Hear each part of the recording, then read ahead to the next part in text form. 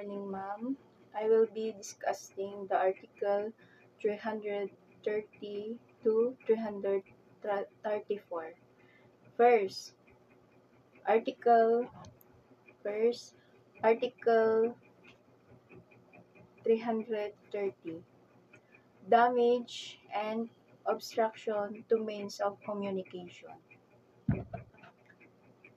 Covers acts the damage of obstruct road, railway, bridges, canals, river or other public or private means of communication, cutting telegraph wires, blocking a highway. Wait.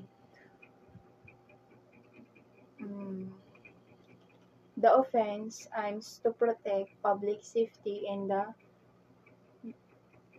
uniform flow of transportation to communication penalties vary based on the extent of damage and whether it endangers life.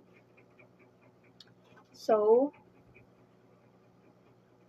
uh, proceed na po tayo sa Article 331. Destroying or damaging status, public monuments or painting. Prohibits the destruction, damage, or defacement of public status monument or painting that are the historical, culture, or artistic value. These protect culture, heritage, and public property with significant social and aesthetic importance, penalty, and depends on the value and significance of the item. So, proceed na po tayo sa Article 332. Person exempt from the criminal liability for theft, swelling, or malicious mischief. So, exemption. Rule. No criminal liability, only civil liability. Apply when the theft, swelling, or malicious mischief is committed mutual by spouses, descendants, or relatives by affinity in the same line. Widow spouses. Regarding the deceased spouse property before it passes to other. Brother, sister-in-law who lives together. The exemption does not apply to stranger who participant in crime. It is intended to preserve family harmony and avoiding criminal prosecution with this close concept rule. So, proceed na po tayo sa Article 333, Adultery. Committed by the married woman who has sexual intercourse with a man not her husband, and her man who has carnal knowledge for her knowing. She is married even if the marriage is a later declared a void. Penalty. Prison correctional maximum to medium to maximum. Period. Rule to 2 to 6 years. A lighter penalty applies in the offender was abandoned without justification by the spouse. If it is a private crime, only offended husband can feel compliant in both the wife, it, her, paramour must be named. So, proceed na po tayo sa Article 334. This is the last of my reporting. So, 334, concubinage. Committed by the married man who 1. First, gave a mistress in the conjugal swelling. Second, as a sexual intercourse under scandalous circumstance with a human not his wife. Third, cohabits with a human not his wife if any other place. Penalty for the husband, prison, correctional, minimum to medium period, roughly 6 months to 4 years for the concubine, deterrent punishment. 6 months to 6 years. It also private crime. Only the offended wife can initiate prosecution in both in husband concubinate from the name. So, so this is my report, ma'am, and thank you for listening. Ano nga ba ang mga elemento nito para mahatulan ka under Article 334 or concubinage? Unang-una, dapat ang lalaki ay merong asawa at siya ay gumagawa ng alinmang sa mga sumusunod na sasabihin ko. Una, pagpapanatili ng kalaguyo sa kanilang bahay or conjugal dwelling. Ikalawa, pagsasama nila ng kalaguyo sa anumang lugar. At ang pangatlo, pakikipagtalik sa nakakahiya o iskandalosong paraan. At ang ikaapat, ang babae ay hindi niya asawa.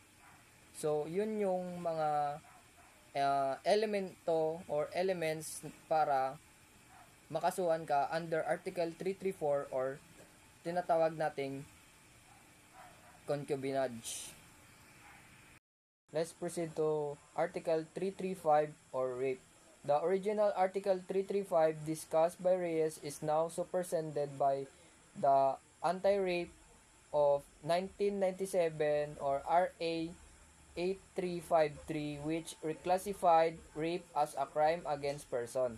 This summary reflects the original RPC provision as explained by Reyes. So, ang Article 335 rape daw ay pinalitan ng Anti-Rape of Law of 1997 or RA 8353. So, the definition ng old RPC is rape was committed by a man who has carnal knowledge of woman under any of the following circumstances. Ano nga ba ang mga elemento ng Article 335 or rape? According to Reyes, rape could be committed through force or intimidation. So, dapat merong itong ginamit na pananakot or pamimisikal sa isang biktima. Ikalawa, when the woman deprived of reason or otherwise unconscious. So, dapat daw walang kamalayan o walang sapat na lakas para pumiglas yung biktima para matawag itong rape. So, at ikatatlo, when the victim is under 12 years old of age even without force.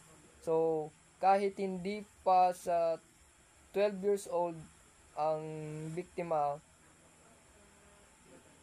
kahit walang force na ginawa, yun ay matatawag na rape or statutory rape. Ano nga ba ang mga elemento ng Article 335 or rape? According to Reyes, rape could be committed through force or intimidation. So, dapat merong itong ginamit na pananakot or pamimisikal sa isang biktima.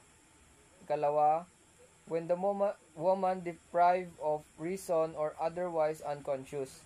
So, dapat daw walang kamalayan o walang sapat na lakas para pumiglas yung biktima para matawag itong rape. So, at ikatatlo, when the victim is under 12 years old of age even without force. So, kahit hindi pa sa 12 years old ang biktima,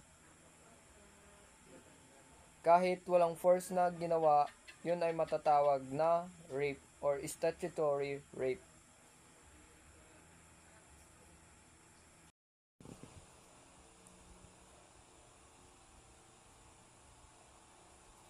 Now, let's proceed to Article 336 or Act of Lasciviousness.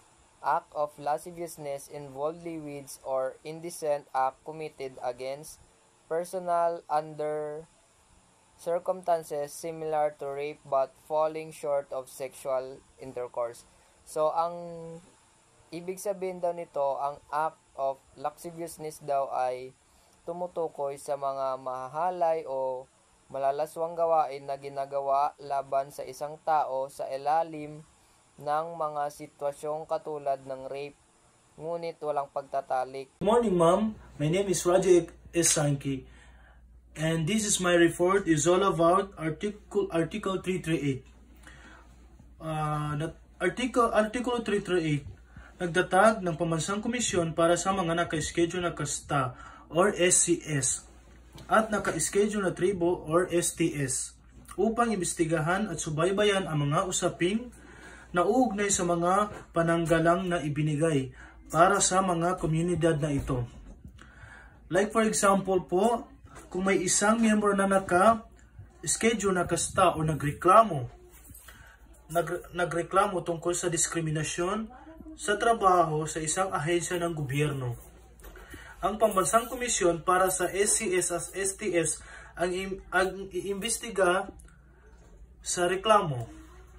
Titiyakin nila na maipapatupad ang mga probinsya sa konstitusyon tulad ng nagproprotekta sa karapatan ng rekomendasyon sa gobyerno para sa nararapat na aksyon. Article 339 nagbibigay ng kontrol sa union or pamahalaang sentral sa pangangasiwa ng mga naka-schedule na lugar at sa kapakanan ng mga naka-schedule na tribo or STS.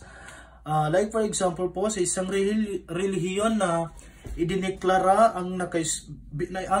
idineklarang bilang naka-schedule na lugar, na dahil sa malaking populasyong ang naka-schedule na tribo, ang pamahalaang sentral ay may kapangyarihan magpatupad ng mga espesyal na batas o programa.